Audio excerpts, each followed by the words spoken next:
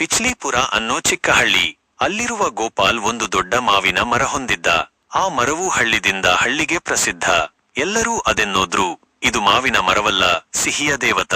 92 ವರ್ಷದ ಅಜ್ಜಿ ಮಾವು ಕಾಪಾಡಲು ಸನ್ನದ್ಧ. ಕಣ್ಣು ಚೆಲ್ಲಿದರೆ ಸಾಕು, ಕಳ್ಳರ ದೇಹಕ್ಕೆ ಕಂಪು. ಕೈಯಲ್ಲಿ ಚಪ್ಪಲಿ, ಬಾಯಲ್ಲಿ ಜೋರಾದ ಶಬ್ದ. ಹಳ್ಳಿ ಜನ ಅದ್ರನ್ನು ಮಾವಿನ ಕಮಾಂಡೋ ಅಜ್ಜಿ ಅಂತ ಕರೆಯುತ್ತಿದ್ದರು. ರಮೇಶ್, ಮಹೇಶ್ ಮತ್ತು ನರೇಶ್, ಮೂವರು ಹುಡುಗರ ಯೋಜನೆ ಈ ಬಾರಿ ಮಾವು ತಿನ್ನದೆ ಬಿಡುವುದೇ ಇಲ್ಲ. ಅವರು ತಮ್ಮ ಯೋಜನೆಗೆ ಹೆಸರಿಟ್ಟಿದ್ದರು. ಮಹೇಶ್ ಜಾನಪದ ಗಾಯಕನ ವೇಷದಲ್ಲಿ ಅಜ್ಜಿಯ ಮನೆಯ ಬಳಿ ಹೋರೆ ಮಾವಿನ ಮರ ಎಂದು ಹಾಡುತ್ತಾನೆ. ಅಜ್ಜಿ ತಾಳ್ಮೆ ಕಳೆದುಕೊಂಡು ಚಪ್ಪಲಿ ಎಸೆದರೂ ಗಾನ ಮುಗಿಯಿತು. ನರೇಶ್ ತನ್ನನ್ನು ಗಿಡದಂತೆ ಮಾಡಿದ. ಲತ್ತೆ ಬಳ್ಳಿಗಳ ತೊಟ್ಟಿಲು ಹಾಕಿಕೊಂಡು ಮರದತ್ತ ಹಾವಳ. ಆದರೆ ರಸ್ತೆ ನಾಯಿ ಅವನ ಮೇಲೆ ಕೂತಿದ್. ನರೇಶ್ ಗಾಬರಿಯಿಂದ ಓಡಿದ. ರಮೇಶ್ ಪ್ಲಾಸ್ಟಿಕ್ ತಟ್ಟೆಗೆ ದಾರ ಕಟ್ಟಿ ಡ್ರೋನ್ನಂತೆ ಎಸೆದನು. ಅದು ಮಾವಿನ ಹಣ್ಣಿಗೆ ಬಡಿಯುವ ಬದಲು ಕಾಗೆಗೆ ಬಡಿಯಿತು. ಕಾಗೆ ತಿರುಗಿ ಅವನಿಗೆ ಹೊಡೆದಿದ್ದರಿಂದ ಈಗ ಅವನಿಗೆ ಎಲ್ಲಾ ಹಕ್ಕಿಗಳ ಬಗ್ಗೆ ಭಯ ಶುರುವಾಗಿದೆ. ಪೂರ್ತಿ ಕೈ ಖಾಲಿ.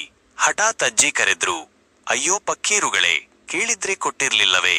ಅವರು ಹಿಂದೆ ನೋಡಿದ್ರೆ ಅಜ್ಜಿ ತಾನೇ ಒಂದು ಹಣ್ಣು ಬಿಸಾಕಿದ್ದಾಳೆ. ತಿಂದ ಮೇಲೆ ಮೂವರು ಒಂದೇ ಮಾತು.